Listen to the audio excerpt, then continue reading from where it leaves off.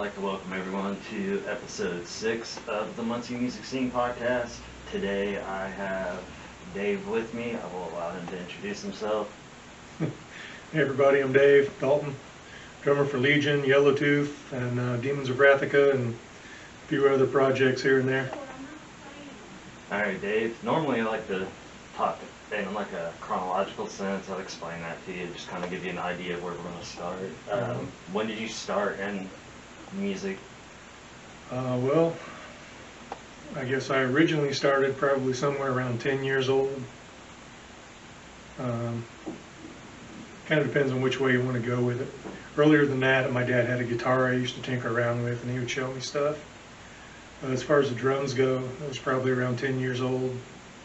I had a cousin who was in marching band, and I don't know, he was always really cool and shared things with me. He taught me a couple cadences that they use when marching. He taught me how to play a couple of those, and I just took to it pretty naturally. From there, I started annoying my parents by beating on stuff with knives and forks and whatever. I used to tap on the headrest behind my dad while we were driving in the car.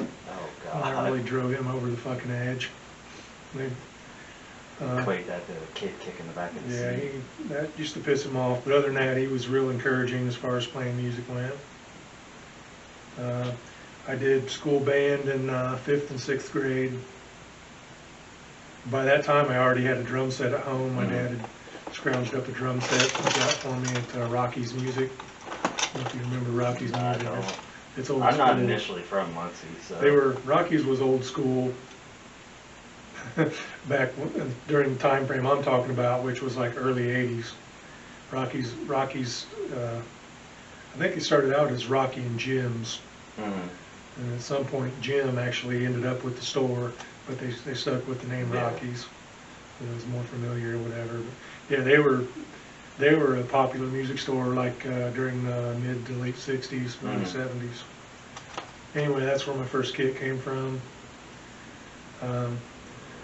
By 7th and 8th grade, middle school, I wasn't doing marching school band anymore because they didn't have a drum set.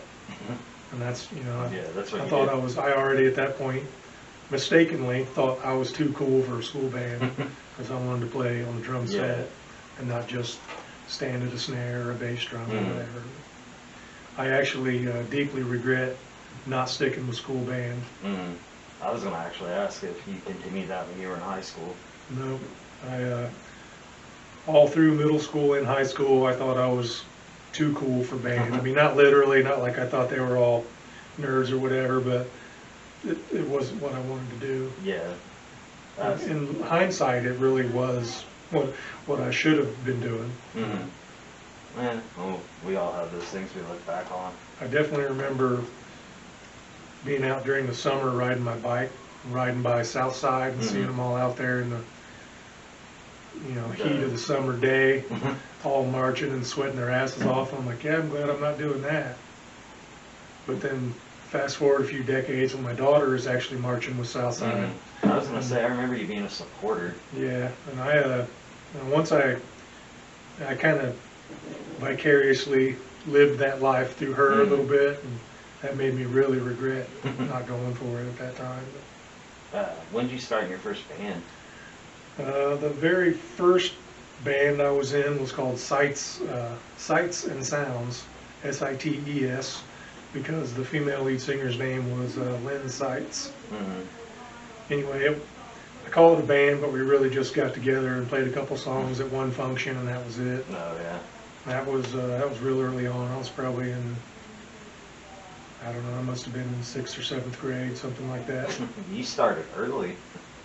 I did take lessons, 5th grade, 6th grade, and then that was from Jack Barton at Grissom. And then in middle school, I was still involved with music stuff, just not in the band. I was pretty close with the music teacher there, and she hooked me up with a Ball State student who taught me drums for a while out on campus. Nice. And he moved away, and those were the last lessons I ever got. The first metal band I was in was Rat's Creek. And we were based out of Huntington, Indiana, more or less. And that all started in June of '87. I was 16. So I remember a picture from like '88, '89 that you shared before with the long flowing locks. And Yeah, we all had some hair. Well, I didn't have any hair when we started that band. They used to make fun of me because I was the short-haired guy or whatever. Took a couple years before we were all kind of on the same page. The cousin that I had that basically kind of got me started on the drums, he was actually jamming with those guys just kind of for fun. And I went up to see him one weekend, and he took me over there, and I watched them jam. And then they asked me if I wanted to sit in and try something, and I sat in, and we did some Slayer and Metallica, which was like brand fucking new to me at that time. Yeah. I knew them and liked them, had the records, but I didn't know anyone else at all that was who playing was that into kind of them, music. let alone playing the music. So we sat in and jammed a couple songs, and they immediately took to me over my cousin, which to this day I still feel bad about. But it was really just more of a natural fit because he was into like Boston and Queen and things like that. He was a little older than the rest of us. Me and the rest of the Rats Creek guys were all roughly the same age, all into the same kind of music at the time. So it all kind of worked out. Hopefully he's not still mad at me about that. I took his gig while playing his drums. It's kind of worked out weird. But it's all cool. I'm eternally thankful to my cousin for getting me started. I have never known that I even liked the drums until way later, if at all, ever. Yeah. You know? What all did you do with Rats Creek? I feel like, because I've talked to you about this band before. We started out as a 5-piece, and we were just doing all covers at first, but it was all thrash stuff, all the big 4 bands, some other, we do like some Sabbath and other stuff, but it was basically all heavy, and all heavy in one way or another. We started writing originals. The first, 3 or 4 were, Not so at the time we thought we were hot shit because we were writing originals, but once we recorded them, it was like, oh no, this isn't what we're, you got to kind of learn what you're doing wrong before you learn what to do right, more or less. That's what we were doing. Those first couple always, and almost in any band I've been in, my first couple songs, I'm just like, yeah. Yeah. We did a 3-song demo. Actually, the night we recorded that demo, we became a 4-piece. I had nothing to do with it, but I guess you'd call the main man behind that band at the time, Brian, he basically just didn't tell our singer that we were going to do a demo. That's kind of an important component. We're all like, we meet up at where we practice, and we're all sitting there, and he comes in like, you guys ready to go? I'm like, well, where's Keeb? He hangs his head. I didn't tell Keeb. So, that's kind of how that worked out. Anyway, we became a 4-piece after that. Tinkered around for a little bit longer. Got quite a bit better at writing. And a lot of that came with just listening to other bands. Trial and error and stuff. And we did an 8 or 9 song demo at another studio in Fort Wayne. And we were playing some gigs in Fort Wayne. We were playing in Indy with bands like Transgression and Drop Dead, bands like that. This is like late 80s, like 80, 88, 89 probably, maybe 87. What were the venues seem like then? I'm always curious to hear what it was like around that time. Well, because only one of us was 21 at that point, we weren't playing any bars. It was all, there were places that were like the Emerson, like old theaters that were just ragged out, and someone was renting it or had bought it or whatever. We played a club called the NYPD in Indy, which was owned by a guy named Marvin Goldstein, who I believe he was Transgression's manager also for a while. This was an old movie theater. It was actually an old porno house. we didn't find that out until we were actually at the venue, all sitting around in the seats, Oh, God. waiting to play, and we're talking it up, and this guy's like, "Yeah, did you guys know this place used to be a porno house?" We're like all jumped up out of the seats, like, "Oh fuck, We gotta wash there's my DNA hands real everywhere, holy quick. shit." Yeah, the venues were all, like that. We weren't playing clubs yet. They were just kind of, Mm. venues, I guess, Yeah. co-op type deals, all ages. You gotta start somewhere, though. Yeah. But maybe not a porn theater, though. I mean, if no one had told us, You still would have been touching the seats and sitting there and hanging out. we didn't, as far as Muncie goes, Rats Creek, I think we played Muncie one time, Wow. and that was actually right over here at Riley. Mm-hmm. It was called the Riley Center at the time. Yeah. And I think Governor Davis was supposed to play that show. That's the first time I'd ever heard of Gov. Mm-hmm. I think for some reason he didn't. That's about all I remember about that show. Other than the one guy in the band who was 21, he got so drunk he was passed out before we played. We had to revive him to play the show. That's what I remember about that. We were having fun though. Like I said, I was 17, 18. Yeah, and your first heavy band. Like, Yeah. Where'd you progress after Rats Creek? Rats Creek lasted until, I want to say summer of '91. We sort of imploded at a gig.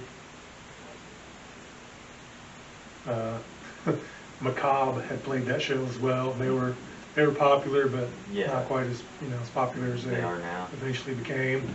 But they acted like they were pretty fucking popular. There was a messed up story. They were on the bill, but there was some confusion as to what the order was. We thought we were up next, so I'm up on stage setting up my kit. And I look out towards the front of the stage, and Macabre's drummer setting up his kit directly in front of me. I'm like, "Yo, we're playing next." He's like, "No, we are." I'm like, "All right, well, let's go settle this. Talk to the venue, owner, the promoter." And he's like, "Yeah, Rats Creek's next." And Macabre's drummer's like, "Well, I'm not striking my kit." So I played our set on my kit behind his kit. And ever since that show, I got no love for those dudes. It's whatever. Yeah. They're a talented band, but I hear stories about them showing their ass at shows and things like that. That's a big Particularly when it comes to playing in Indiana. Mm-hmm. The last time they played down at the jukebox in Indy, Mm-hmm. they were being pretty red.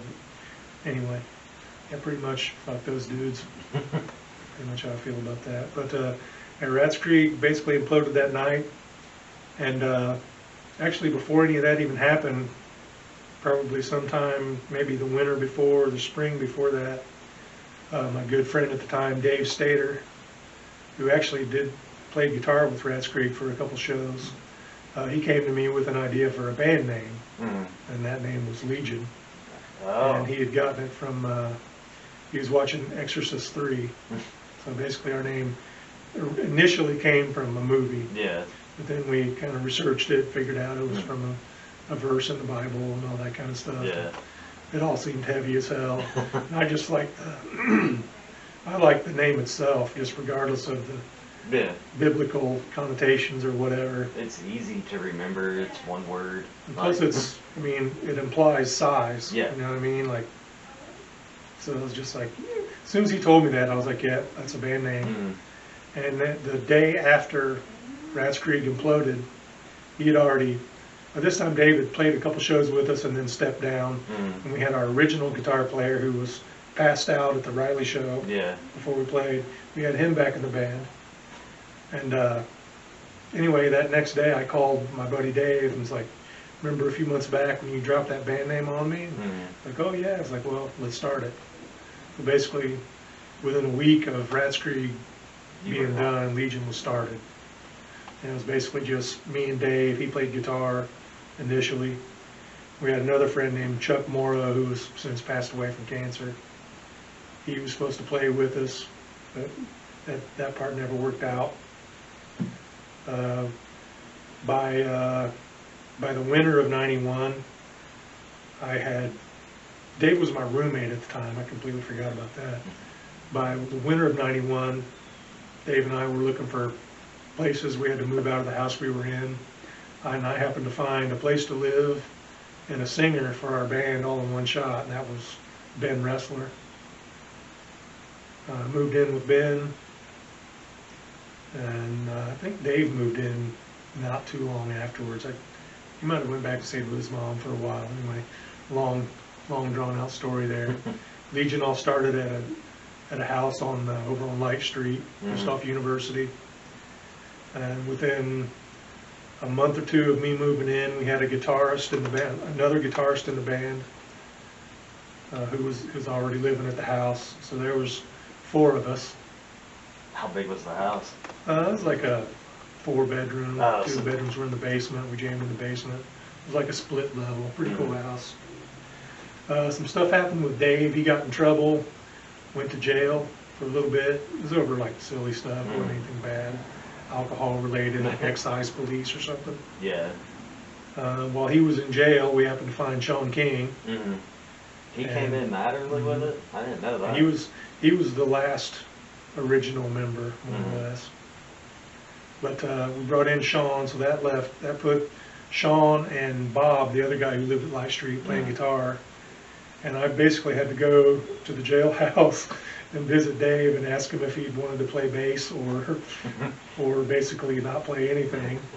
How did you take that? It really sucked. I hated to do it, but it's one of those things. It was like business. We were serious about trying to make something happen at that point. And he understood that, so he traded all his guitar shit in for bass stuff. At least he was cool about it. Yeah, he was hurt a little bit, but he understood what was going on. Understood that he and I were good friends, and I still wanted him to be a part of it somehow. You know? Once he got out, a month or 2 later, we were up and running, practicing like 5 nights a week. I mean, y'all live together, so that makes it easy. Yeah, for a while there, we actually, all of us but Sean lived there. We actually all lived in that house at various points, but not all 5 at the same time. Yeah. We started playing, going back to Dave again. The reason he got in trouble was he knew a lot of friends that threw parties on campus, keggers and stuff. Yeah. He would go over there and basically help them run the party, run the door, taking money for the beer or whatever. Of course, that's a big no-no. And he got caught doing it one time. That's why he went to jail. But that connection of his got us into playing a lot of those parties. So Legion started out playing house parties. Yeah, and believe it or not, we were very well received. It was surprising. Like, I'm talking some raging ass house parties. Shit getting broke, thrown around. I never knew you just guys rip started roaring with house drunk. parties. And actually, I think, if I remember right, the last few times I've driven through campus, every single house we've ever played in is gone, torn down. Because they were party houses. Yeah. They didn't really get taken care of very well. Yeah, we played a lot of parties on campus. We played. I think we're still the only death metal band to play the Chug, other than the couple bands that we booked with us when we played. I never knew you guys played there. I knew they had bands, but I never knew what kind or when. Yeah, it was us and Anthropophagy and Atreus, which was basically Jared Southwick and Dave Petrie. Yeah, I know the Southwick. I don't remember who all else was in the band at that time. From there, actually, I gotta rewind a minute. I think our first gig was up in Fort Wayne. Sounds like Fort Wayne's been At least our first organized show was in Fort Wayne. I think we'd done a couple of the keggers beforehand. That's all kind of foggy. Those are foggy times. But not long after all that started, the COC opened up, Creative Opportunity Center, and we played opening weekend. So I think we played it was Friday, Saturday, and Sunday. We played on Saturday night, like in between a rap group and I don't even remember what the other group was. And those were cool times because everybody, you know, everybody was respectful. Everybody appreciated everybody else's music, even if it was, you know. That's all I've heard different about styles. COC with when Kendrick talked about it too. He talked about it, diverse lineups, but everyone being cool with everybody no matter what style of music you play. Yeah, it was pretty magical times. It was like that on campus too. Like you play the Tomato, or you know, even the parties we played. Like I said, we're playing like these keg parties with like all these straight-laced looking types, but once they got lubricated a little bit, they were having a good time. Those were pretty good days. The COC, we played there. Man, I don't know how many times we played there. Every incarnation of the club, whether it was the COC or the Dead Pigeon, or later on it became Doc Holidays and Docs, and now about Hollow. We've been playing that room ever since it opened in, I think that was '92, if I remember right. Been playing there for a while. That's crazy to me, man. I didn't know it'd been built like a venue that long, so I think coming up on 30 years there. Yeah, it started out as a more or less a co-op. Excuse me, I'm losing my voice. It was just like a music art co-op, and were really artistic people. It's all more or less college students. Yeah. All kind of running the show, making the decisions, handling the bookings and the design of the building, things like that. It was pretty cool. They appreciated us. They could have just been buttering us a little bit, but they always told us that we brought the best crowds. Who knows? I wonder if that kegger crowd followed you. Well, for 4 years they did anyway. Yeah. That was the thing about playing campus. Like, you kind of got to rejuvenate it every 3 or 4 years because all your people are coming and going. So eventually we kind of, wasn't necessarily on purpose, but we sort of migrated away from the whole campus scene. And it didn't necessarily die, but there was a pretty long lull where there was nowhere to play on campus other than maybe the Flying Tomato. Yeah. And then once they closed down, or I can't remember exactly what happened with them. I know they ended up closing after a fire or something that they had. But once we lost the Tomato on campus, there really was nowhere to play until the Speakeasy opened back up, which was the former Headliners. Yeah. We never stood a chance at Headliners because they were booking larger college bar bands. Johnny Sacco and the Birdmen of Alcatraz, all those kind of guys. They played there so often we didn't really have a chance of getting in there. The Speakeasy, that's all. Have you played like when it was the progression of that? Because it's Be Here Now. So is that another one like COC, stocks, and all that for you? I think so. What was it before? There was something in between Speakeasy and Be Here Now, I think. I can't remember. Yeah, it was Docs on Dill for a little bit. Before that, I want to say it might have been Moe's, maybe? I don't remember. I keep wanting to say Emporium or something. I keep picturing like Greek architecture, like columns in the front. I can't remember what the place was called. I'm not sure Something either. Emporium or something like that. Yeah. I don't remember. I don't think we played there at that time. But once the Speakeasy was open, we were playing in there. Usually it was with Mantis, though. That was before I actually joined them. Legion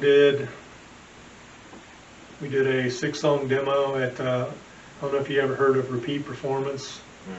That's not something for me. It was a music store over on Jackson, like kind of West Jackson, not too far off campus. A guy named Jeff Weiss had a little studio in the back. We cut our first demo in there. I pretty much hated the way that came out, so I don't really push that demo too much. People still appreciate it, but when I hear it, it's like, no, that's not how it was supposed to sound. Of course, you feel like that kind of about everything you do. we went to a real studio, quote unquote, up in Detroit for our second 4-song demo. And that one came out a little better, but the songs weren't ready to be recorded. You kind of rushed the process. Yeah, this was right around 94. At that point, we had lost Bob on guitar, and we just acquired Jared Southwick from Atreus, but he wasn't on the album because he literally joined the band like the week before we went up there. Yeah. So we did that album as a 4-piece. And didn't really do any more. We've been, I don't want to say plagued, but we've had a lot of personnel changes just for various reasons. Yeah. And that's made it really hard to stay on top of being fresh with new albums and things like that. Because you still want to play out, so you're teaching old material. We've been really lucky that we still get asked to play shows. Like, I don't really, particularly around here, I don't really go out of my way to book shows here. Yeah. Just because we get asked often enough. And usually the ones I book don't go over as well as the ones we're invited to play. Yeah. So I just kind of go with that. But we've been lucky to still be remembered after all this time of not dropping new albums and new songs, you know, every week like bands are doing these days, particularly with the onset of social media. You know, we kind of predate all that, so we got a lot of old school in our blood, I guess. I think that's what a lot of people appreciate too, and the consistency you guys bring. Because you're coming up on 30 years of Legion, and that's me, my walker. That's just something crazy to imagine. We did a pretty good demo in right around 2000 called Of One. It wasn't supposed to be a demo. It was supposed to be released on our label. I actually skipped a record there. I got to rewind. We recorded the Conqueror album in '97. That was released on Dark Horizon Records by 2000. It took us a while to get everything situated to get it released, get the money together, find a place to do it, all that. Talking about being plagued by guitarist departures, the day I received the Conqueror discs in the mail, Jared quit the band. So I was like, oh, cool. Super high, super low, all within like 20 minutes of each other. Typical band roller coaster stuff. But yeah, we released the Conqueror album in 2000. By around 2000, I guess it would have been 2001, we recorded the Of One disc, which was also supposed to come out on Dark Horizon Records. But there were some issues going on with the label, some personal issues he was having. And basically that album just never got released. We just started printing it ourselves and selling it in demo form. Yeah, I have a copy of both of those actually upstairs. At some point we might re-release Of One, try to get it properly mastered. After our first 2 recordings, the one that happened over here on Jackson, and the one we went to Detroit for, we were unhappy with them. At least I personally was unhappy with them. And I thought it made more sense to throw money at recording gear than at recording time. Because you try to go hammer out a timeless epic demo on a Friday and a Saturday and mix it on a Sunday. It's just, that's why stuff wasn't coming out. So by that point I started buying gear and trying to learn how to do it ourselves. That's the approach we take. I mean, if you can see looking around, and recording rehearsals is where you start with that, figuring out what's working, what's not, that kind of stuff. That's where I started. I was borrowing 4-tracks and mics and stuff like that. Had a 4-track cassette machine, which is pretty much, I mean, those are practically unheard of at this point. Yeah, a lot of bands, I noticed there's been a resurgence in the past few years with cassette tapes coming out from bands. So, I think that's cool, but there needs to be a resurgence of cassette decks as well. Yeah. Because you don't want to put a brand new tape in a 30-year-old worn out ass tape deck, because Nope. it's not going to sound good. I still have my old Walkman, little cassette one.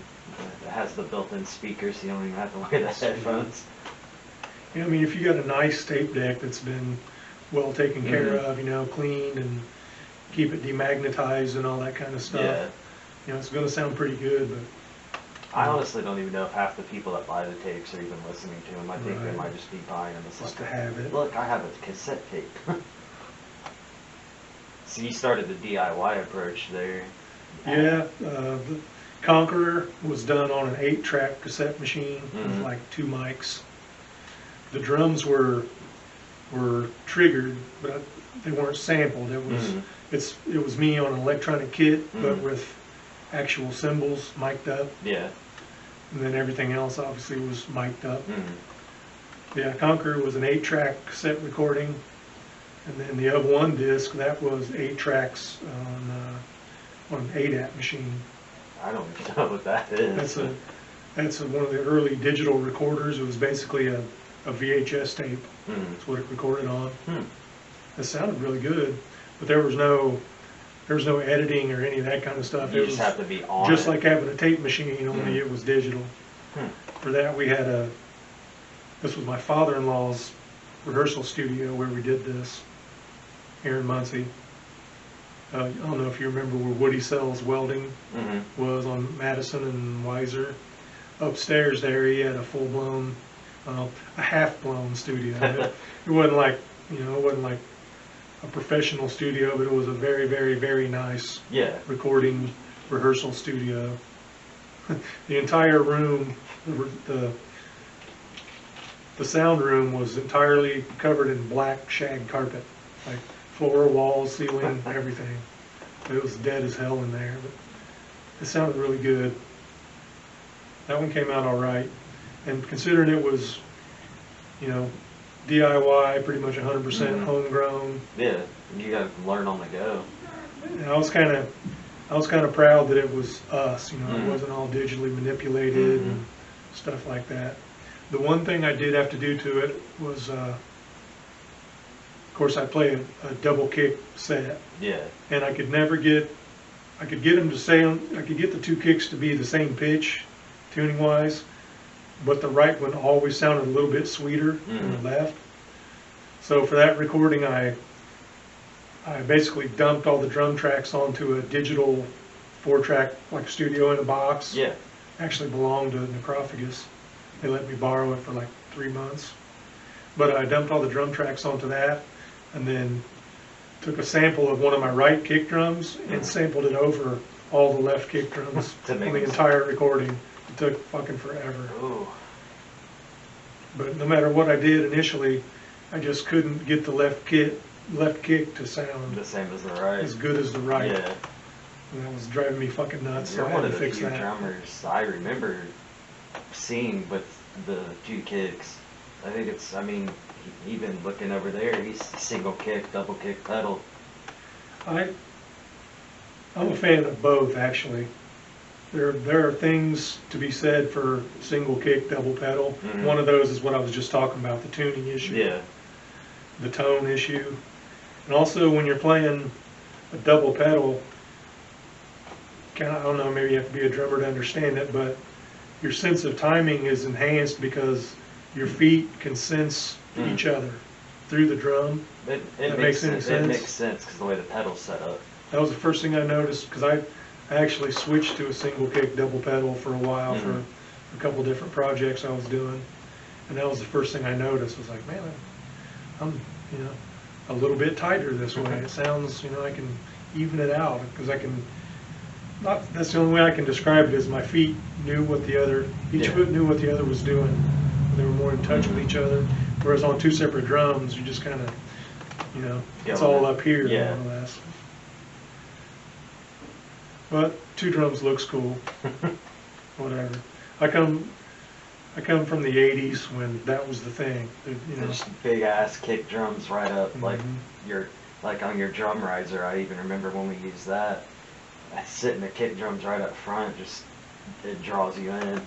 Like it's an aesthetic thing. I come from the '80s, that's when double kick kits were super popular, you know. Of course, all the thrash bands had that set up, all the hair bands had that kind of set up. And actually, double pedals, I can't be quoted, but I don't think they even existed at the time I got my first couple of real drum kits.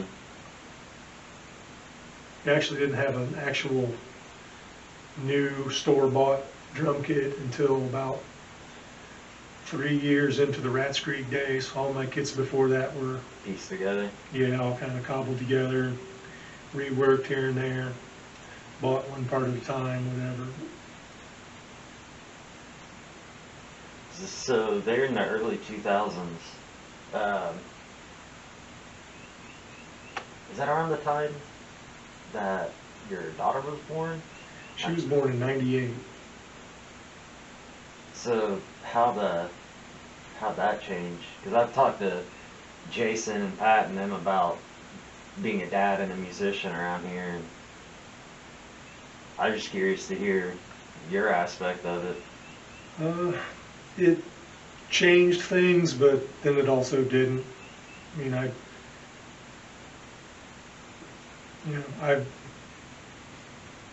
kind of hard to explain. I still wanted to play, but I wasn't going to go out and pretend to be a rock star. Yeah. And not have a job. I wasn't going to be quitting my job for a tour or anything like that. Your family provide for it.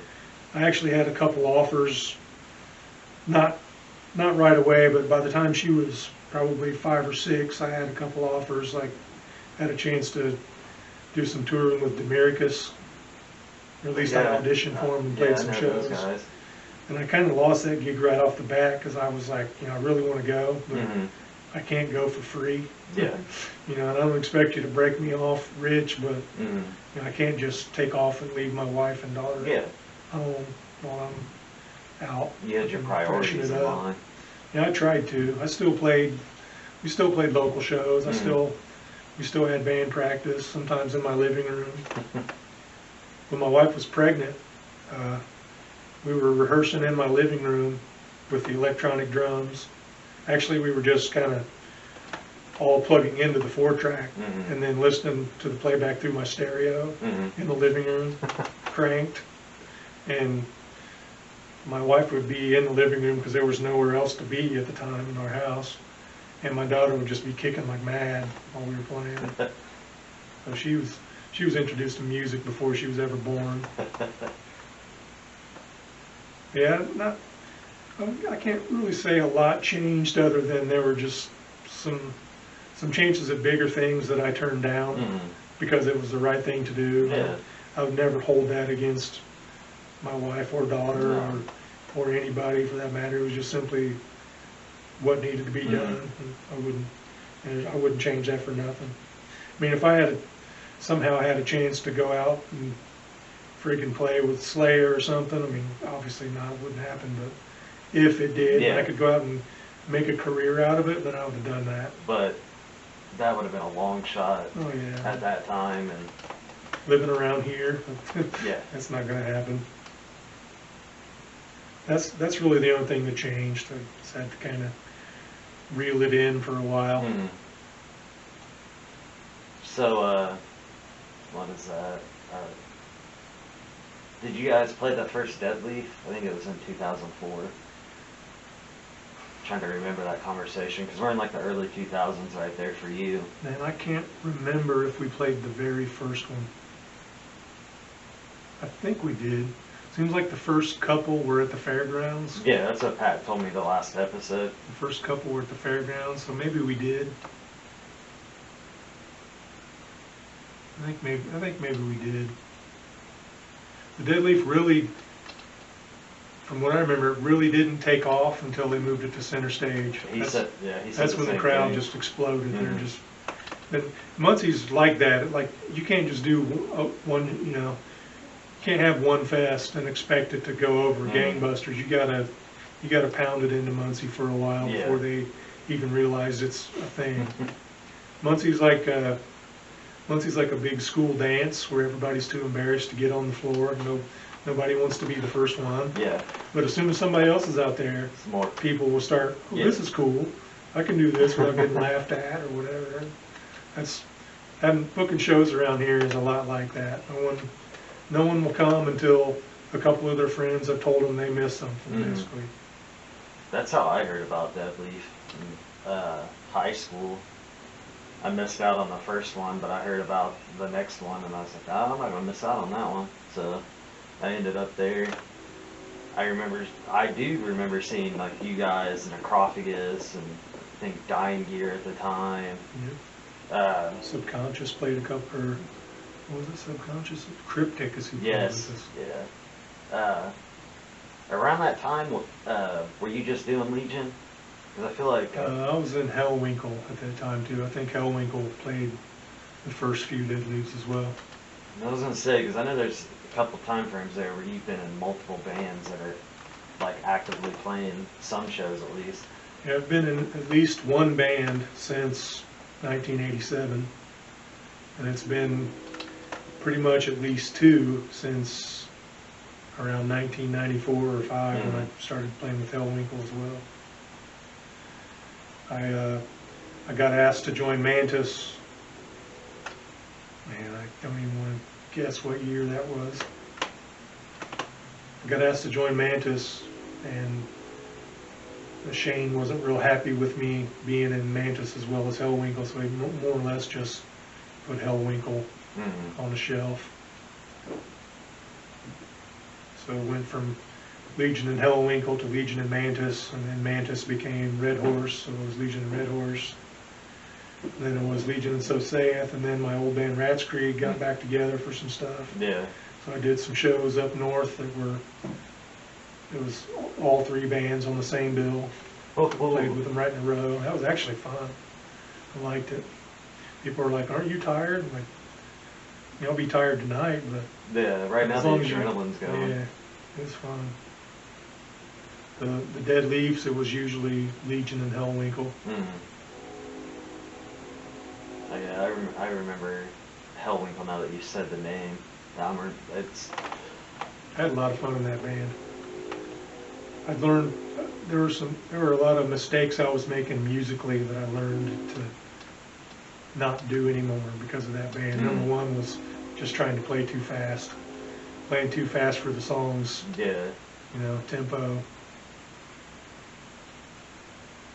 I learned that because the way Patrick Ray described the band to me one time, he said that we sounded like a roller coaster that was just about to leave the rails. I'm like, oh, fuck, that doesn't sound that good. No. That means we probably sound like shit. I have to fucking do something about that. And I was also playing in, joining up with Mantis really helped my maturity level musically. Helped me kind of, was playing thrash shit and death metal all that time. It was just all fast, heavy, fast. I mean, we played some slower stuff, but when I joined Mantis, it was all slower, and I more or less had to relearn how to play like that and make it sound right, make it have feeling and heart, and all that. Well, that's still good though. I mean, you're always learning. That's one thing I've learned myself. I haven't been in it nearly as long as you. I'm only gone on like a decade and a half, but I'm playing a 5-string with a pick now, and I never learned to play bass with a pick. The guy that taught me was an acoustic guitar player, and he played with his fingers. And he was like, yeah, I'll teach you how to play the bass. And he's sitting there, you know. I'd love to learn how to finger pick a guitar. I never knew how he could do it, but man, when he played that acoustic, he just all over it. Some of my favorite music these days is like flamenco guitar stuff, Paco de Lucia and Al Di Meola, stuff like that. Al's not so much flamenco, but I love that kind of music because it still holds magic for me. Like I can't listen to it and decipher what's going on. I can't dissect it. Throw on a rock album or a metal album, I'm like, yeah, I know what they're. Not only do I know what they're playing at that point, I can predict what's going to come next. Especially like on just like a standard rock band or pop music or whatever. It's really predictable. I like to listen to stuff that's not so predictable. So where are we at? Probably around between 2004 and 10 now. You continued Legion, Mantis. What was it just like playing at that time around here? The way Pat talks about that time, he talks about it as like it was a fun time for him, one of the better times in the area. I'm trying to remember. For whatever reason, the early 2000s, it's almost like they didn't happen. And it was no different than anything else. I think a lot of it was just fatherhood, things like that. I had new stuff in the mix. Seems like around that time we were probably playing Stevie Ray's over on campus. We were playing there quite a bit. We're still playing downtown at Doc's or whatever name it was working under at that particular week. We're still playing down there a lot. And we were, I think around that time we were probably playing in Indy more than anywhere else. Things were kind of opening up for us down there. Did you play in Fort Wayne a lot? Because I feel like Fort Wayne, over the course of our conversation, has been good to the bands you've been in. Yeah, that all kind of goes back to the Rats Creek thing. We were more or less based in Fort Wayne. Other than a handful of indie shows and maybe a couple here and there, like Marion, towns like that, we played almost exclusively in Fort Wayne. Rats Creek, actually, I don't think we ever left the state.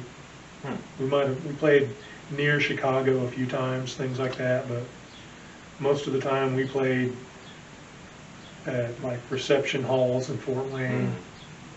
And we had built up a pretty good following from towns like Fort Wayne. Our bass player was from the town of Garrett, which is up by Auburn. Yeah, I know Auburn, I don't know Garrett. We had a lot of friends up in that area, still do. Just about every time I play up there, I see half of those people. Where's the furthest you've traveled? Furthest Legion's ever gone was New York City. Well, New York State. We went to New York that weekend, but we actually played in Middletown. We borrowed Jim Staley's box van, and the transmission went out while we were out there. So we ended up staying for a week in New York. That was kind of a trip.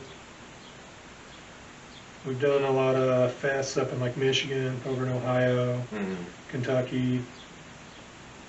You stayed pretty much in the general like Indiana then? More or less, yeah. I mean, we one of the things that's kept us from getting any farther than that is constantly replacing people in the band. That kind of makes you put everything on hold. At least it does for me. I'm kind of one-track minded when it comes to that stuff. It's like I want to have a solid band. Before you, we spent and I don't know how many years playing as a four-piece, which our music was all kind of designed to be for two guitars with harmonies and all that. But a lot of our new songs still don't have harmonies to them because we're only just now getting to a point to where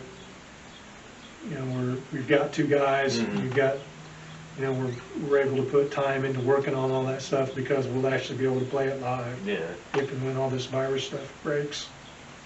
We've actually had a new album on the stove now for a very, very, very, very long time.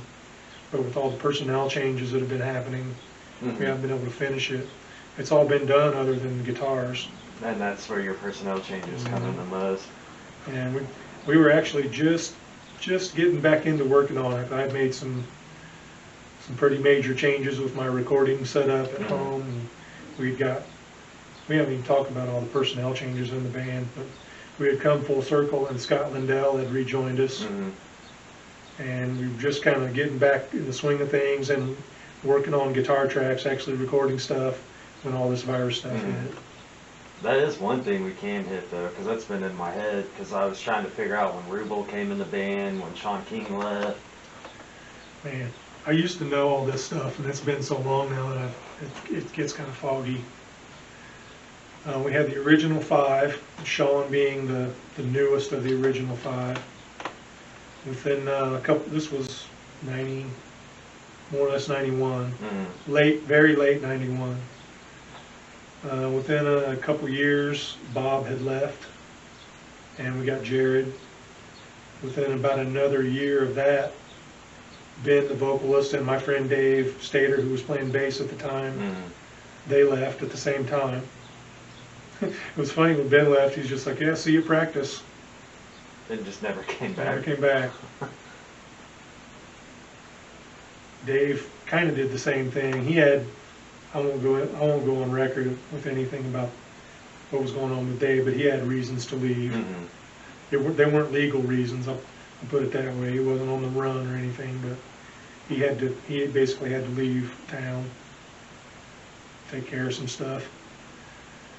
But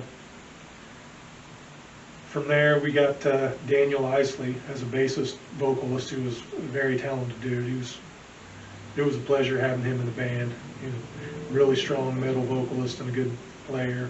Yeah. Good writer, learned stuff really quick. He actually came to our house.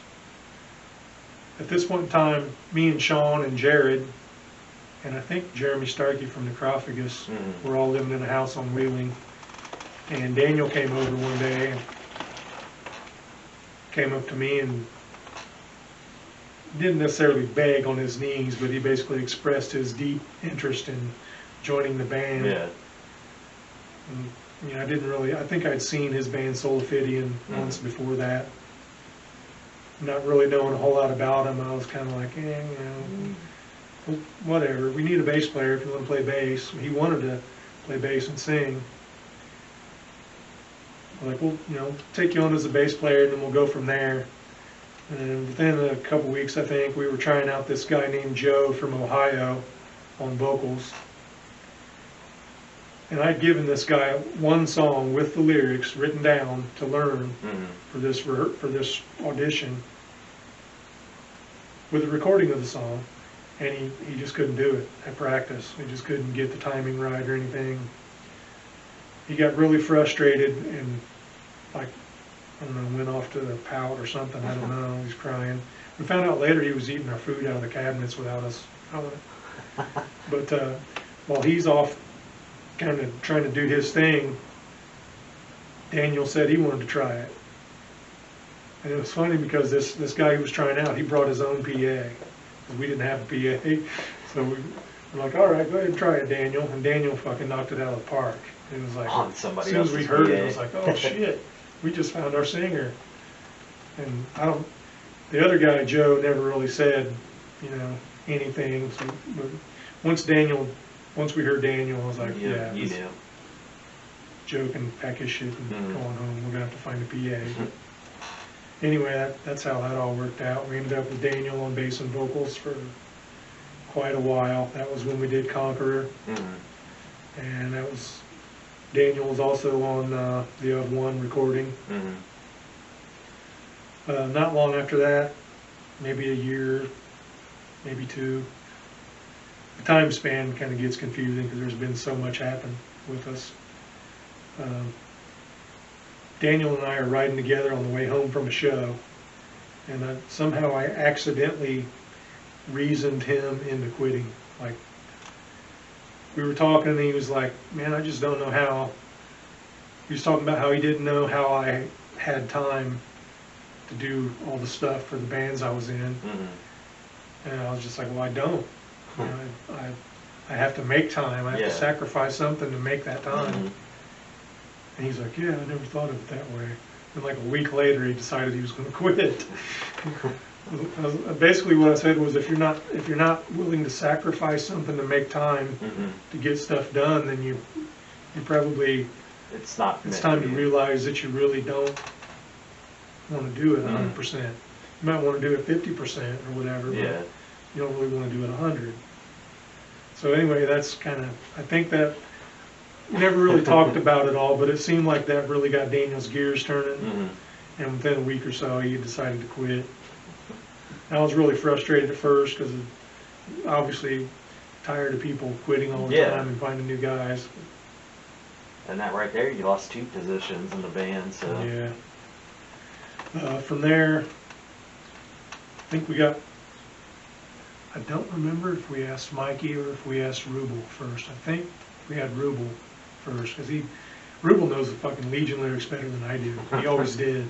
Yeah. He was a fan of the band. Like, I guess Necrophagus were pretty good fans of the band. They claimed to have more or less started after seeing us play one night at downtown at COC.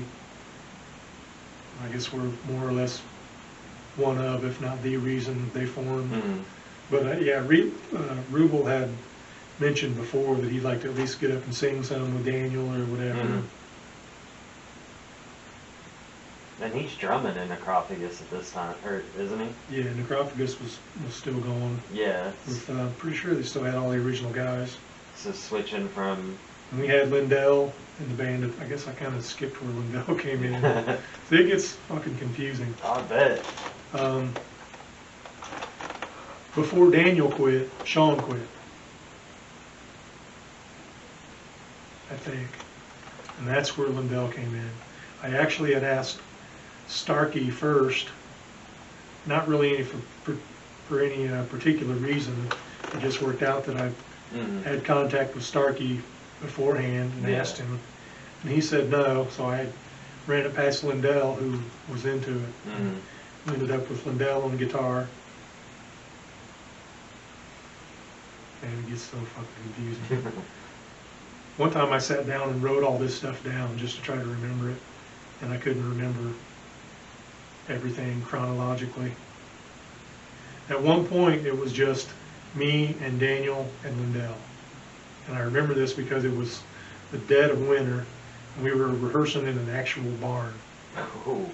And we had a kerosene heater in a corner of the barn with like visqueen type plastic hung up to kind of keep the heat in. The heater would heat up the air, but it wouldn't heat up anything in the room. Like everything was still ice cold. My drums were cold as hell. Everything was like we had a little bar top in there, and you couldn't even like touch it because it was fucking ice cold. It was really weird, but at that point it was just us three. Somewhere along the line we got Steve Wilsford in the band, who more or less a local guitar legend. He's definitely one of the top 3 guitarists I've ever worked with. Just like a naturally talented dude. Like he played just about any instrument, can sing, do about anything. There was us 4 for a while, and we were kicking around some various ideas, trying to do covers and stuff.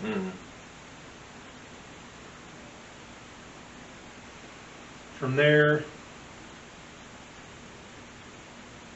that's right around the time Daniel quit. And from there, I think we had Rubel in the band first, and he mentioned that Mikey might be into playing bass. So we hit up Mikey, and then Legion more or less became Necrophagus, other than the songs. Necrophagus, but with me on drums. Yeah. And that just shows the love for each other at that time now, because that's one thing that's been brought up to me before is a lot of the ones in the metal scene at that time, you guys had a lot of respect for each other. So the fact that they're willing to do 2 bands like that at the time to make sure both bands keep going, like that's cool. That's a cool thing. I always loved the dudes in Necrophagus. Earlier you were talking about how we always seem to keep our cool, not be mad or whatever. Yeah. I've never seen anybody in Necrophagus mad. I actually have seen Mikey mad once, but you couldn't tell until he tackled the dude that was pissing him off. Oh shit. Mikey finally had enough and took this guy out. But I mean, that's one of the things I like, particularly with the current lineup of the band, and actually the lineup that we've had for the last a few years before the current lineup is just, it's 99% drama free. that makes things a lot easier. We can just concentrate on Yeah. the music, which is what we should be doing. Anyway. That's what we love about it, not the drama. Let's see, right around that point, Steve Wilsford left us, and he actually moved to Florida. And we picked up Dan Van Cleve, who was a local Muncie guy. That last name sounds familiar. Yeah, his brother used to play guitar with Tommy Jett and Hubris Debris. Yeah. A long time ago. Dan was an amazing metal guitarist, like probably the most solid rhythm guitar player I've ever heard. He was with us for a couple different stints before finally stepping away. And then we had Scott Bronner from Indy, who's played with Mercy Kill and Demiricus. He plays with Iron Diamond, which is probably the best cover band in the state. They play all heavy metal covers. We had Scott for a while. He did a couple different stints with us. We had my friend Mike Wachowski from Rats Creek. Yeah. He was Rats Creek's bass player, but he plays guitar with us. He's actually the guitarist in Coffin Witch. Heard of them? Yeah, I've been making flyers for a guy in Fort Wayne for about the past year. Oh, Chad? I've made a few of the Coffin Witch ones. Yeah, Chad goes way back to the Rats Creek days. He used to sing for a band up in that area back then called Judgment. I've never pushed that too hard with him. We talk about a lot of stuff, but I've never asked about that part of it. Yeah. My other friend, I don't know if you, my friend Jeff Davis, he's actually he's in the club, I'm in the NYDM. Yeah. He actually was Judgment's guitarist. I've known Jeff, like I said, since pretty much 87, 88 when we first started doing shows together. Let's see.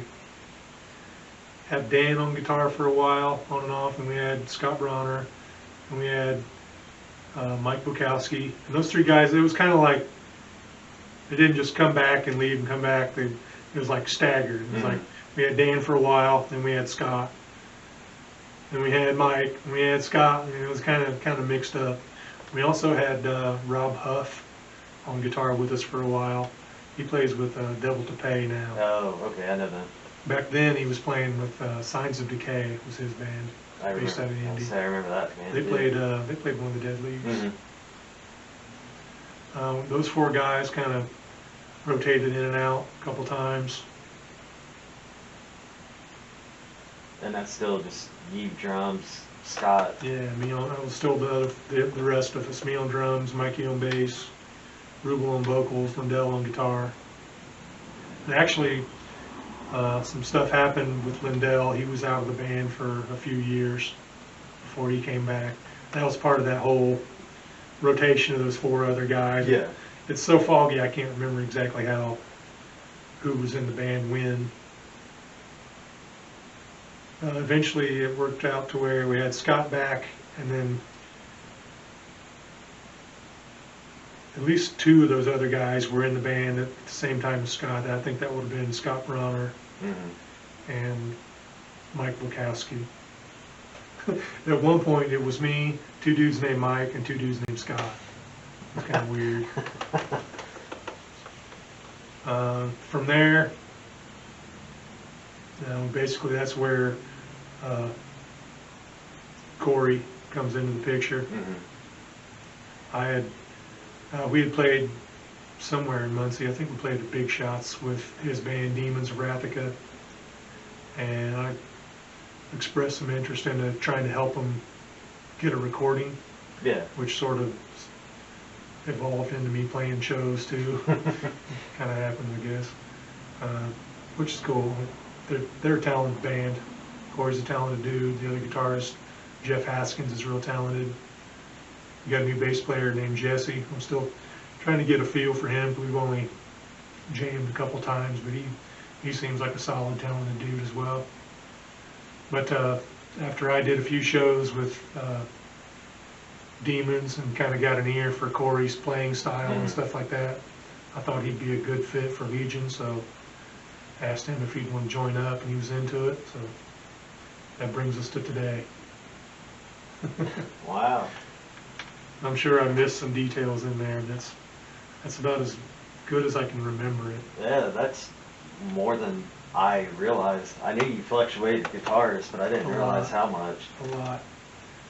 So we're up to today now then. Yellowtooth. Oh yeah, almost forgot. Bunch of Oh, Yellowtooth disc. hell yeah. Some goodies. How did this come about? Pete Clemens is kind of the brains behind that project. They did. Oh, that's cool. They released 2 albums prior to that one with a different drummer. Lost their drummer. He hit me up about, I guess it's probably been about 2 years ago that he first contacted me about doing this. At the time, all those songs you see there were in the embryonic stage. They were basically just riffs. Mm-hmm. Eventually he sent me files of the riffs being played to a click, and I started laying drums to them.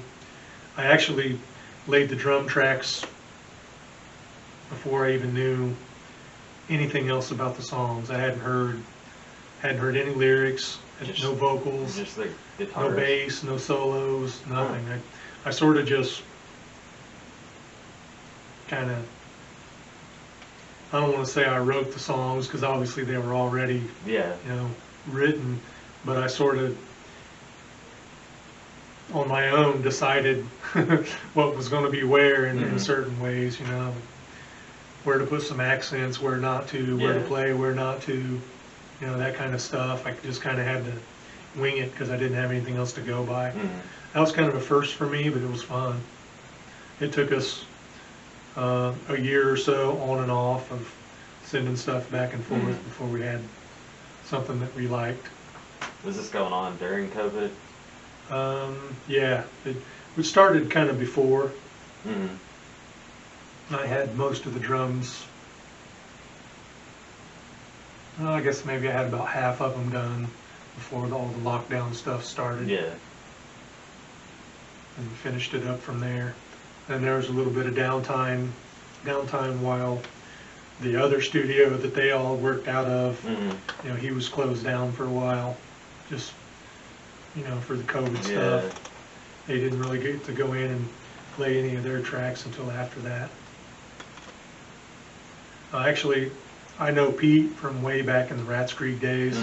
Back then he had a band called Shades of Grey. So you can tie a lot back to that first band and all that. Yeah, a lot of the people I met then I'm still connected with now. Still somewhat active, at least most of them are. Some of them moved away. The singer, not the singer that got left out of the first demo, but the guy who came in after that and sang and played guitar for Rats Creek, he was an original member of the band. But, he left Indiana and ended up working for George Lucas at Skywalker Sound. He's still there. He's probably been there for 15 or 20 years now. That's awesome. He does post-audio production. His first big movie was Titanic. Worked on Titanic, he worked on Saving Private Ryan, he's worked on a lot of big films. That's awesome. A lot of the stuff you hear on those movies was recorded by the singer from Rats Creek. It's kind of crazy. So where Yellowtooth pandemic-wise, what's going on there? You guys planning any shows post-COVID or whatever post-COVID may be? We've kicked around the idea of playing shows. Yellowtooth is a situation where everyone has a crazy work schedule and none of them really line up. So much so that we've never even actually played together live. Pete and I we got together a couple different times to kind of hash out some of the parts for the recording, but as far as a full lineup, we've never actually rehearsed. Yeah, so it's a studio thing. Kind of. I think some shows will probably happen, but it's going to take some That's flim flam Yeah. schedule shamming to get that worked out. With Legion, what's going on there? We haven't met up since probably it was right around April of last year, something like that, maybe May. And all the COVID stuff kind of started happening. Mm-hmm. It basically, like I said earlier, it just wrecked everybody's schedules. Yeah. It's been hard to get on the same page, combine the scheduling issues with just the fact that nobody wants to get sick, you know. My job requires me to do a lot of traveling, kind of semi-regionally, and all my work takes place in convenience stores, gas stations, big department stores like Walmart and Meijer. So I work on ATM machines, so I could pick that crap up off the machine if if the timing was right or whatever. So it's not so much that I worry about me being at risk, but I wouldn't want to bring that home and then have them come out to practice And then get it and then catch it in my basement or whatever. Yeah, and it keeps going. But we've all been kind of like with Scott. He's got Scott Lindell, our guitarist. He's with his son a lot, so we didn't want to risk anything with that. And I know Mikey, our bassist, he has close family who are at higher risk than normal. He didn't want to put them at risk any more than they already were. Corey has a newborn. So we've just been kind of on hold until we can start getting back together. When we were actually, we were supposed to get back in the studio 2 weeks ago. I believe it was 2 weeks ago. But I've got a really, really sick, really, really old dog that I've been trying to take care of. My wife and I are trying to help him bounce back one more time, but it's realistically, it's looking like we might have to put him down real soon. I thought we were going to have to put him down the day Lindell was supposed to come out for recording. He's sort of bounced back a little bit, but he's not 100%. This guy's like 17. We're not 100% sure because we got him used. He was a rescue. He was probably at least a year old when we got him, and we've had him for probably 16 years. So he's pretty old. He's some sort of mix. He kind of looks like a overgrown Jack Russell, just a little white guy, all white. You really can't tell he's old other than the fact that he's just finally starting to look decrepit, you know. He's an ornery little bastard. We haven't given up on him because he hasn't given up on himself yet. Usually when a pet lays down and won't get up and eat and stuff like that, you kind of know it's time. This guy, you put food out, he'll drag his ass up and go eat it. So we're just trying to have his back for now. I had to put my dog down last summer. It sucks, man. Never gets any easier. With my wife, she doesn't work there anymore, but she worked at a vet clinic for like 12 or 13 years. So, Dude, I get emotional just talking about putting my dog down just last summer. Like, I couldn't imagine working at a vet clinic and having to see the pets, but also just the people's reactions. You know, they say the suicide rate among veterinary doctors and technicians is abnormally high, and it's easy to see why. I couldn't do it. I could work on people. I could deal with people dying easier than I could people's pets. All the animals we currently have, I guess other than one, well, he technically came from a shelter, but like I said, she worked there for 13 years, so we've ended up with a house full of rescued animals. I see you posting pictures of cats a lot. Yeah, we're down to 6 cats. There used to be more than that. They seem to like your jacket. Yeah, that's the only time I wear that. I come home and put that on specifically so that they don't get hair on everything else. You know, they kind of still do. Well, you got 6 of them, man. I got 4 of them. I didn't want 4 of them. When my wife and I first got together, I had one cat that someone had given me, and this crazy cat would escape my house, be gone for a couple days, and then come home pregnant. She did that to me like 9 times in a row. This cat just kept having kittens. When my wife and I got together, I had her and 2 of her offspring, which were full grown by that time. I had actually given 1 or 2 of those other 2 to her before we moved in. So we kind of started off with 3, and then we'd take a rescue here or there, or lose 1, gain 1, whatever. About I guess it's been 5 or so years ago now, we just had this stray female just show up at our house, and of course she was pregnant, and she squeezed out a bunch of babies and then ran off with one of our other cats. They just disappeared. So we were stuck with all of her babies. One of those babies snuck out and got pregnant before she was really young. We hadn't even had a chance to get any of them fixed yet. So right now, every cat we have but 1 is the offspring of that one pregnant female that just showed up out of the blue one day. It's like somebody told her, go over to Dalton's house, they'll take care of you. They'll make sure you and your kids are all right. It's crazy. And we got 3 dogs right now. 3 guinea pigs, 2 birds. Oh, Dave's petting zoo going on. I love animals, but they're shitty roommates, man. Animals are shitty roommates. My mom's floating right now. She's got 2 dogs, 3 cats, and a rabbit. She got the rabbit from my girlfriend. Forgot we got a rabbit too. Did that to him. The 1 dog she got from my brother. The other dog she rescued. One of the cats is the mom of both of the other 2 cats that she has, but one of the male cats is the dad of the 3rd cat. So, but they're all fixed now, thank God. Oh man, they're like rats. If that gets away from you, yeah, you'll never get them all fixed in time. No, we got pretty on it the last time that she got pregnant. She ended up having like 2 kittens, but Mom was like, "We're done. All the boys are getting fixed, all the girls are getting fixed." Like,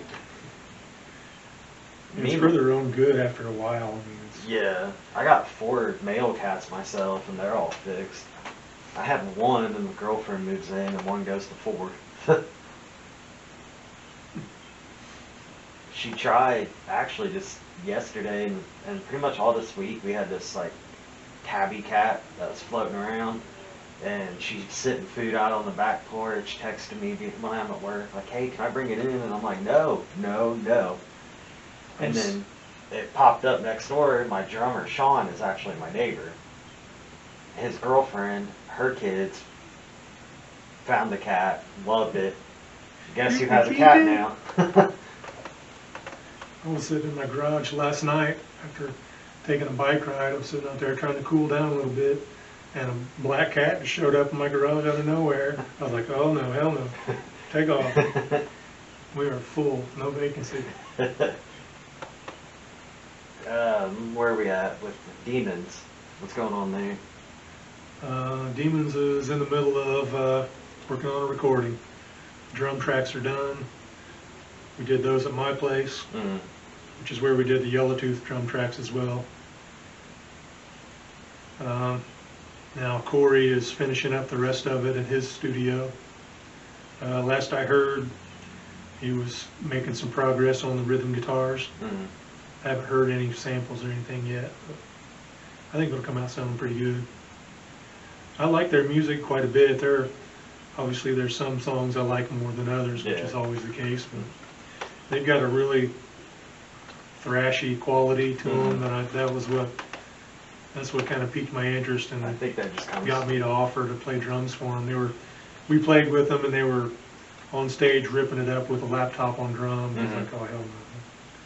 I was at that show. I remember that. They did fine with it. I mean, you got to admire their tenacity for still playing the show. You know, with Microsoft on drums. I remember Corey telling me about that, and I didn't believe him that that's actually what was going to happen. And I remember showing up to that show and just being like, dude was serious. That's not the first time I've seen bands do that either. I've seen a few acts get up there with a drum machine or a laptop or something. I've seen a couple of one-man bands that get up there with all backing tracks, just get up there and sing to them or whatever. It takes a lot of guts. It takes a lot more guts than getting up there and hiding behind a drum kit. I couldn't do that. I'm a visual player, and like even when we're practicing, most of the time I'm completely turned facing Sean. Right. I don't think I could do a drum track recording, or play to like how Corey and them did. So I admire that quality because, like I said, I'm very visual. I watch Sean play. I watch his knees, where his hands, which Tommy's getting ready to hit. So I know my transitions. I mean, obviously I can play without looking at him, but I don't like to because the way he plays, it keeps me on point, and I'd much rather be on point than slip up somewhere when all I have to do is literally just kind of turn my head a little bit and it's right there. I think in Corey's case, he's got an advantage with that kind of situation just because he more or less wrote the songs or co-wrote them, but probably wrote them, and he also programmed the drums.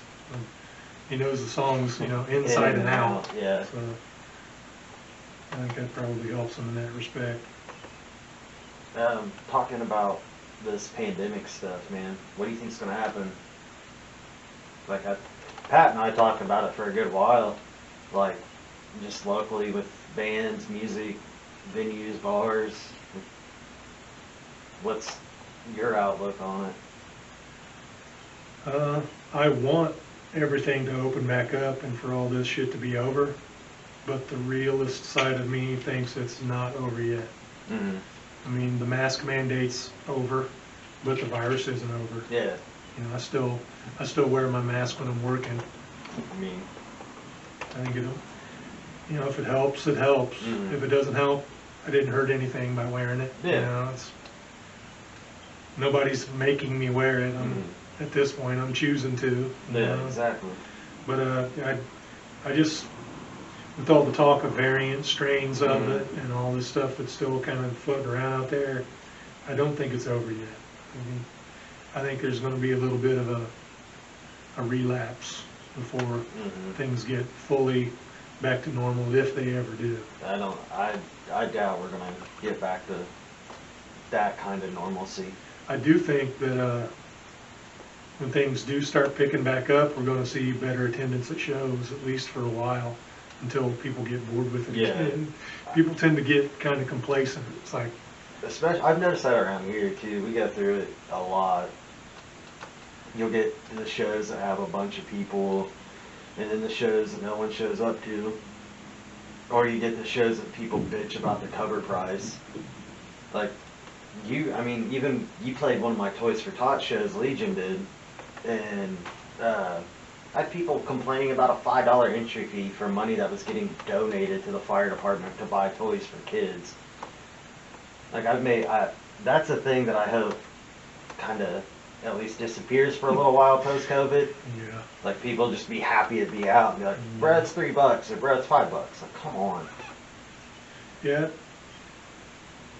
There's of course, we've talked about the fact that I've been doing this for a long time. There are a lot of things about playing locally that kind of piss me off, for lack of a better phrase. That's kind of one of them, complaining about, having to pay to get in a show. It's like, it costs the bar to be open, it costs the bands to be there, it costs the sound guy. Yep. This is not all free for you to just consume at will. You got to help us out a little bit. People wanting free stuff from the band, that's another big one. It's like, I appreciate that. Well, something like that's not a big deal, but when you come up to the merch table and go, hey man, let me get a shirt. Yeah. That kind of stuff it's not supporting the band. A lot of those people are the same person. The guy that didn't want to pay $5 to get in also doesn't want to pay $15 for for your shirt. Yeah. It's like, I'm not going to call anybody out or any of that kind of shit, but and as a guy who's been trying to do this for a really long time in this area, that shit's not helping. I agree completely. You want things to be better, grease the wheels a little bit with a couple bucks. Yeah, $5 isn't going to break the bank, and if it is, why are you coming to a bar? Like, yeah, I mean, if you don't have any money, keep your ass home. Go to the grocery store and buy some freaking food to put in your fridge or something. Yep.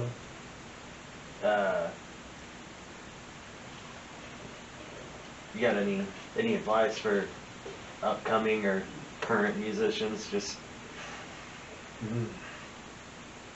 and it doesn't have to do with the pandemic, or it could be just, stick it out. Yeah, I just say don't give up. Aim higher than, in our case, aim higher than Muncie. Don't come out and try to say that you're going to be the kings of Muncie. If you're going to be the king of something, don't make it Muncie, make it the country, make it the world, whatever. Aim higher. Don't compete with the other bands. It's not about, it's not a competition. Should be lifting each other up. That was the cool thing about the early days for Legion. We were playing with all different kinds of bands. When we played around here, it was almost never with another death metal band. Yeah. But we all appreciated each other for our differences. Not, you we embrace didn't it. disrespect each other for our differences. We appreciated them. And people just don't seem to do that as much anymore. There are good eggs out there who do. But too many people want to make it a competition. The competition should be with yourself. Like they say, just be better than you were yesterday. That's the only thing you really have to worry about. Other than that, that's about all I could say on that deal. Have a strong internet presence. Yeah. That's the key these days. Social media. That's the one thing YouTube. Legion doesn't really have. I've been trying to make that happen for a while, but it all hinges on having a new record.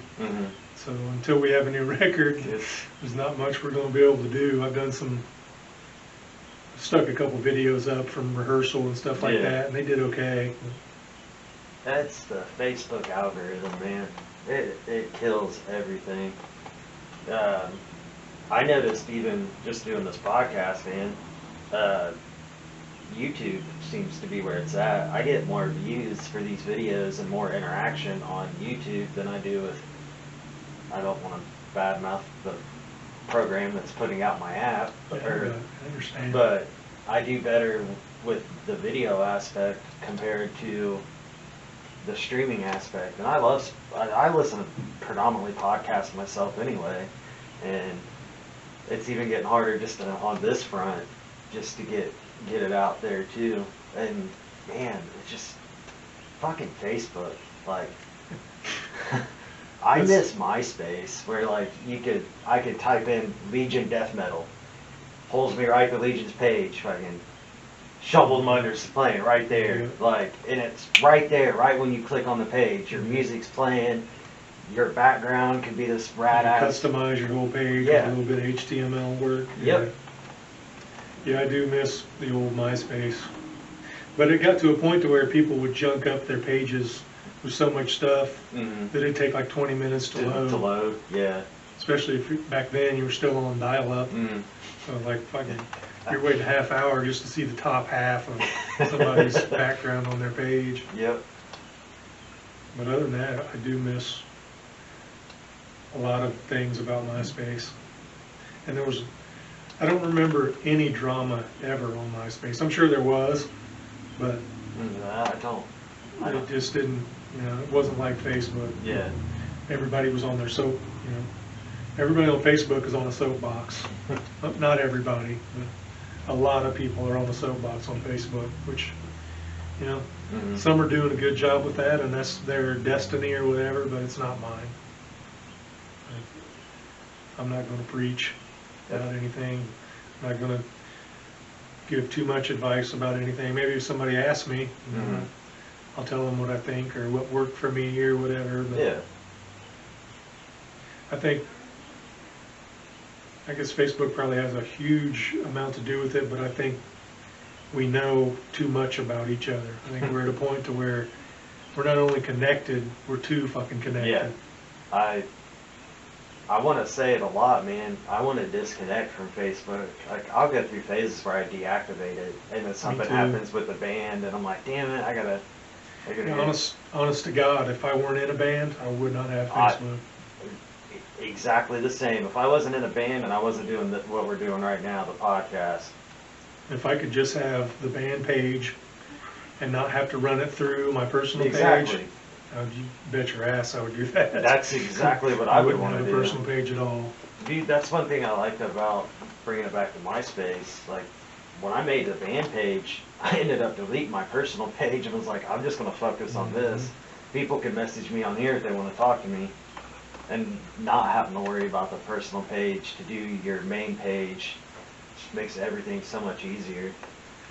The one, I guess for me personally, the one thing that Facebook has going for it is that it kind of, they're towards the end of the MySpace thing, it was kind of out of control. Like you said, you had your band page, you had your personal page, you had message boards you had to go to and take care of all that stuff and promote there. With Facebook, that's all in one spot now, other than you still got your personal and your band page.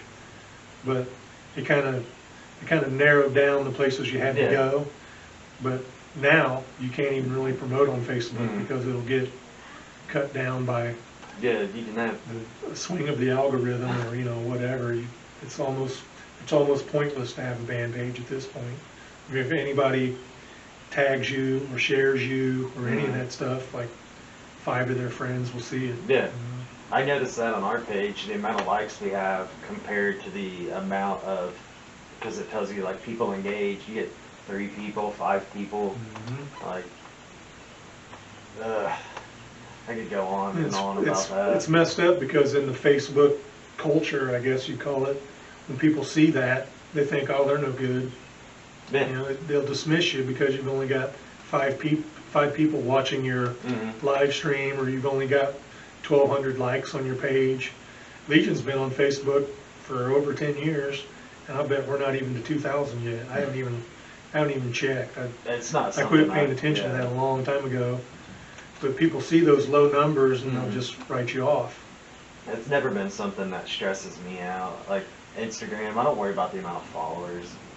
It's honestly just there to be able to put shit out. Even though, comparatively, at least with my band, we do better on Instagram than we do on Facebook. Share like the little 30-second, 1-minute clips of like. Big thing recently we noticed is drum videos on YouTube. I took a 30-second video of Sean drumming, uploaded it to YouTube, and it's literally our most viewed video by hundreds. A 30-second video of him drumming has like 300 some odd views. We did a live stream set with another band from Italy, and 117 maybe views. A 30-second video of Sean drumming is in the 300s. Like, crazy. But I think a lot of it gets into the way you tag stuff on YouTube, and that's why I'm starting to figure out YouTube more, and I'm figuring out, and that's why I'm saying it to you, because you being a drummer and having the capability, drum videos, if you put them up and tag them right, he's been our most viewed thing on Instagram and YouTube. There for a while, I was kind of earnestly trying to make some waves with all that. I did a few videos. They were basically just live playthroughs from practice, but they were, soundboard recordings or whatever. But when it comes to the hashtag stuff, I was just it's like clueless. Yeah. I tagged the band. I tagged Tama drums and Sabian cymbals or whatever symbols I was using for that video, that kind of stuff. But I mean, you could do a paragraph of hashtags and still not hit anything. I think we've just probably been getting lucky. But I go and look at drum videos that are popular, the ones that have a lot of the views, I'll look at their hashtags and then use theirs, and I'll also try to link it to that video. And then a big thing I've been doing is commenting on other videos with a link to our videos. Kind of bit. Some people haven't been too happy about that, but I'm just trying to get the word out, because my own band, dude, we've been through a lot, but like sounds like everybody fucking has been with the pandemic. We didn't practice for almost like 4 months. Got together, wrote a new set, decided to change genres, so we scrapped the old set, brought in Cody Piercy as a vocalist.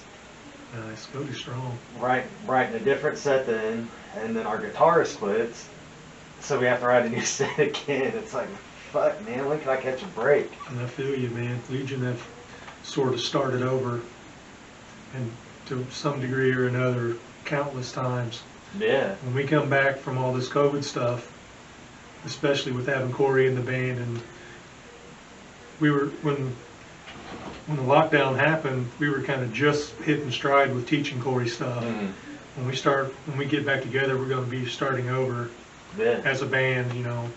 That's pretty much completely. I think we're probably going to just put together a different set list and basically just start over with teaching Corey the stuff, relearning them ourselves, you know, all that. Starting from scratch yet again. 30 years into it, starting from scratch again. That'd be another bit of advice to hand out to people who are just getting into this thing is don't be scared to start over, because you're going to have to at some point. Just be prepared for it. Maybe even plan on it. Yeah. Always have a plan B in your pocket. I wish I would have thought like that when this happened, because I'll tell you, man, back in February, I didn't know what the fuck I was going to do. Something I wish I would have done early on with the first band. I'm not really sure how to word it. Don't depend on your bandmates to make stuff happen. I mean, don't just walk in and try to run the show yourself with everything, but don't sit back and wait for anybody else to do anything either. Take the initiative. Because you don't know. You know, you'll come to find out at some point that you and your bandmates aren't all on the same page, you know, one way or another. Yeah. Either they're more into it than you, or you're more driven than they are, you know. Maybe their forte is this one particular thing that could really help the band, and yours is another, whatever. But I think when I first joined Rats Creek, I thought, oh shit, I'm going to make it. You know, they asked me about joining the band by asking me if I wanted to record an album. I was like, because I didn't really know these guys at the time. Yeah. So I'm like, shit, record an album, hell yeah. You know, I thought we were as good as, you know, signed right then and there. I had no idea. It was all a learning experience. But from that point on, I was kind of, I don't want to say depending on them, but I was sort of expecting them to lead the way in one way or another. When eventually I found out that the guy who asked me to join the band was like the least driven guy in the fucking band. He was talented as hell, but he just kind of, you know, he lost his spark or whatever happened, and got to where he didn't want to do it anymore. So kind of from there, kind of start naturally having to step up. That's kind of why Legion happened the way it did, because I was just like, well, fuck it, if nobody else is going to do it, I will. Yeah. You know, and I'm not going to say that I was the only guy doing anything in the band at any point in time, but I decided that, you know, you're going to take the reins and somebody's going to have to do something, something to make us happen. I was kind of, along with Dave at the very beginning of Legion, I was kind of the driving force that got the other guys together, started writing riffs, trying to put songs together, trying to get ideas, trying to make connections with people about getting gigs or whatever. And that's, in the same breath, I should say that that's also one of Legion's biggest problems, is that a lot of stuff is up to me, and I'm not Mr., connection or whatever. I can't just call up a booking agent and get us a tour. or any of that kind of stuff, you know. That'd be, I guess, going back to the advice I'd give to people, that'd be another one. Work on your connections constantly, because they constantly change. Yep. You know, you gotta work to keep them hot, more or less. And that's that's probably my biggest flaw as far as being a band guy or whatever, is that I'm just not real good at that stuff. I'm surprised I'm talking as much as I am for this thing, because this is more than I've talked in a year, probably. This is the most interaction I've had with you. It's hard for me to just meet somebody and schmooze with them, you know, and try to make stuff happen in a networking kind of way, you know. I'm glad you felt comfortable enough to, I mean, dude, we're going on 2 hours right now. Somebody shut me the fuck up. But even, like when I talked to Corey when we weren't recording, and when I talked to like Kendra and Pat when we weren't recording, they all said the same thing you just said. They were like, Dave may not talk that much, but he's got a lot to say. And I'm impressed we've been talking this long, because like I said, normally when I see you, man, it's a hi and a smile, maybe a handshake. That's about what I got for just about everybody. It's nothing personal. I don't talk a lot. If I got something important that needs to be said, I'll say it, and that's it. But going back to the band thing, I've played shows with some of the best known metal bands in the world. Been in the elevator with them, riding up to our floor where our rooms are at, and never even spoken with the guy, because I didn't have anything to say. You know, I didn't have the right thing to say on the tip of my tongue, or whatever.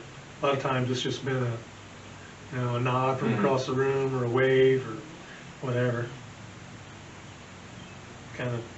That's kind of been, I don't want to say Legion's downfall, but we could be a lot farther along if I were more like that. Talky. I'm just not.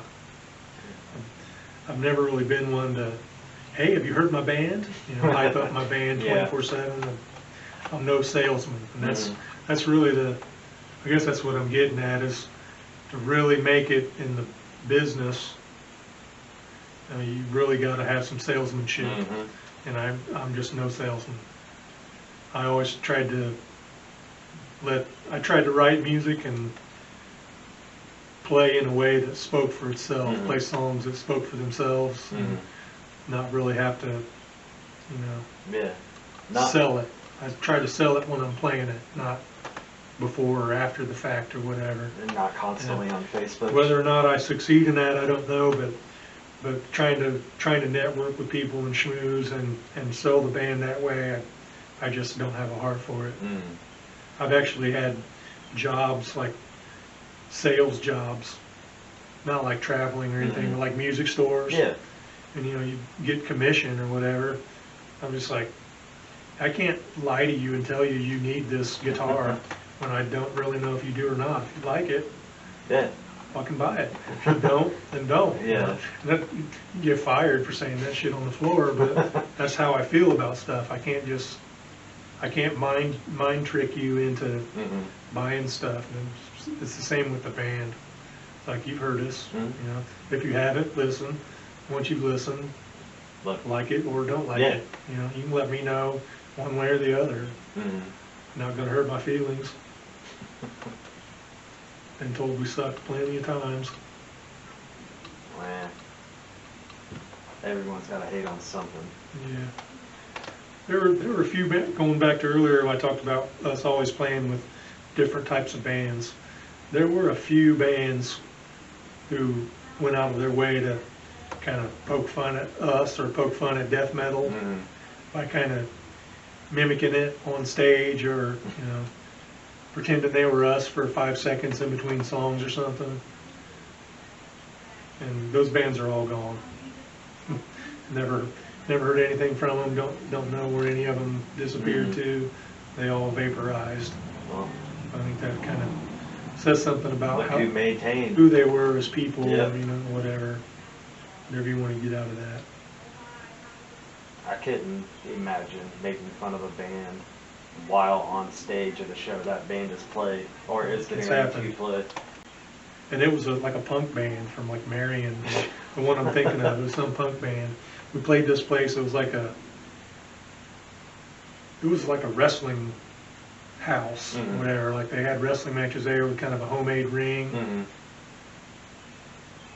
And after our set, this punk band got up and they're like, "Oh yeah, look at us, rah rah rah rah, chunk chunk chunk chunk." You know, it's like it's a little fucking harder than that. Yeah. If you actually could do it, you wouldn't be making fun of it. People talk like it's easy to. Anybody can play that style of music, and It's not anybody can. no. That's one thing that's impressive about you being able to maintain that style for 30 years, but Rubel too. Like, you can listen to him, the recordings from when he first came in to now, and his voice is consistent. Gets better, I think. Yeah. I was going to say, that's a thing too that I've noticed with live shows. He's always, in my opinion, consistently good, but you can definitely tell. There's some live shows, dude, where he's just fucking like on it. There's some recordings I've got from like rehearsal. I can't remember if I heard any of it on the current stuff that we're working on, but there are times when he's singing where there are actually two voices coming out of him. Like, I don't know how that's working, but like something from one part of his throat and something from another part of his throat, kind of like working together, and catch it just right, and you can hear him kind of separate or whatever. It's fucking weird. But yeah, he's a strong singer.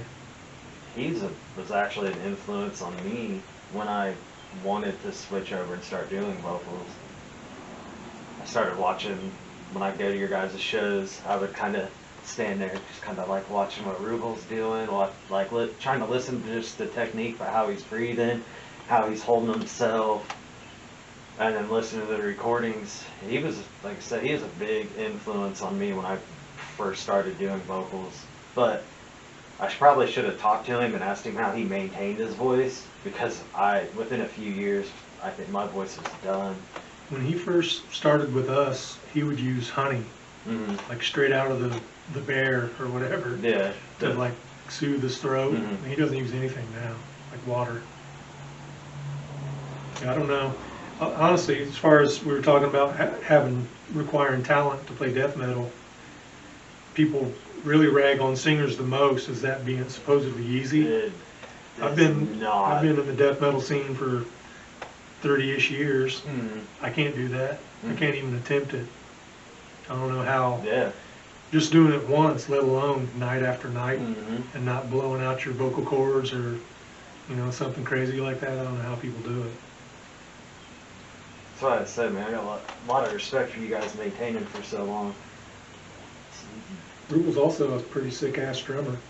Oh, yeah. He, as far as the fast stuff goes, trying to play blast beats and whatever, he can outblast me any day of the week. His blast is, he's got a good technique for it. He uses the finger control, which I go kind of so far back that, back then it was, playing fast was Slayer, Yeah. That's about as fast as shit got when I started playing. Of course, there was double bass stuff, which, I was able to get pretty good at that. But Rubel basically just started off with the right techniques for playing blast beats and things like that, where with me, I'm having to basically retrain myself all the time, try to stay on top of things like that. He's one of the only people that I've seen be able to drum and sing at the same time. Especially moving all four limbs as fast as you can fucking go and screaming as hard as you possibly can the whole time. That shit was impressive. I don't know, fuck anybody does that. I had no idea. He's definitely a talented dude. Necrophagus, honestly, they kind of say they always look to us, as influences or whatever, but I don't know why they would need to, because they were, they didn't need us for anything. They were talented as hell, write good songs, play the hell out of them. They've actually got a new album that they've had on the stove for almost as long as Legion has. Yeah, I've talked to Starkey and Lindell both about that off and on, and they're like, yeah, we have it, we just can't do nothing with it yet. It's sad, really. I want needs that to get album done. so It's- bad. I heard some of it, probably, it was, man, I'll bet it was 8 or 10 years ago, Yeah, that I heard some snippets of it that sounded amazing. that's what they tell me all the time. I just can't believe it's been a decade of just waiting. The saddest part is that it's paid in full. I It's completely paid for. They're just waiting on, I won't drop names, but they're waiting on the studio to finish it. yeah. That's a bummer. We both know that one. You know, it actually, man, I would have snapped a long fucking time ago over that. We're a decade in and I have my album. I fucking Yeah. The Legion's been that long or a little longer, but we didn't pay for anything. yeah. It's not because we paid somebody and they're not coming through. And he actually, in the middle of all that, he was actually offering to bring Legion. He wanted Legion to come to him and record. He was like, I'll put everybody else on the back burner and get you guys in here. And I'm like, nah, I'm not doing that. I already know. Yeah. I already know who's on the fucking back burner. I'm not gonna fucking do that. No, I'm not gonna do that to them. It's Not happening. oh, I said, man, we're going on 2 hours now. Well, You got anything else you want to add in before we start winding down? not that I can think of. Probably better shut me up. I won't talk for another 6 months now. Well, I know you can find Yellow Tooth, Legion, Demons, Facebook, YouTube. Legion's got a Bandcamp, right? Yeah, it's through our label, Dark Horizon Records. Go to Alright. their page on Bandcamp, and we're listed there. You can buy the Conqueror album, the Of One album, and the Shovel Them Under EP. They're all three up there. Right on, man. I'm glad I had you. I'm glad I got you to talk this long, too. Appreciate you having me. Yeah. All right, signing off now.